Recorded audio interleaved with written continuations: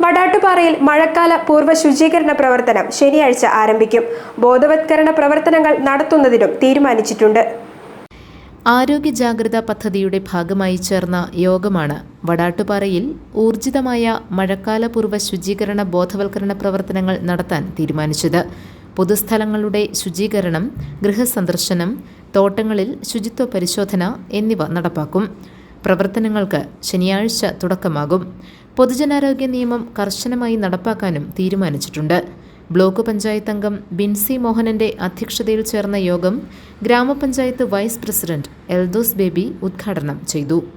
നമ്മൾ വലിയ അവസ്ഥയിലേക്ക് ഈ പ്രാവശ്യം എല്ലാ രീതിയിലും ജീവിത ചിന്തകളും ചട്ടങ്ങളും എല്ലാം ഇല്ലാതാവുന്ന രീതിയിലേക്ക് നമ്മൾ മാറി. ആ ഒരു പ്രവർത്തനങ്ങൾ നിങ്ങൾ നേതൃത്വം കൊടുക്കണം. നിങ്ങൾ വന്നിട്ടുള്ള എല്ലാവരും മനസ്സിലാക്കുക. എല്ലാവരും പരിപാടിക്ക് വിളിക്കുമ്പോൾ എല്ലാവരും വരണമെന്നില്ല. അതുപോലെ എല്ലാ കാര്യത്തിലും പോകുന്ന കുറച്ച് ആളുകളുണ്ട്. അവർ തന്നെയാണ് എല്ലാ കാര്യത്തിലും.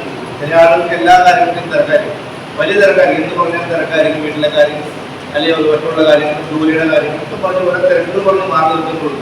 ഇത് Kavitha Gopakumar, Salma Shanavas, Bhagyalakshmi Rajan, MK Ramachandran, Sabu M Devasya, Divya, Lucy, AB Manju, Manju Thomas, Sumitha G Nair, CT Preetha, Aswathy P Nair, Libi Paul, Riso, NV Rajana, Ranjimol Kunjappan, Latha Somadas തുടങ്ങിയവർ യോഗത്തിൽ പങ്കെടുത്തു.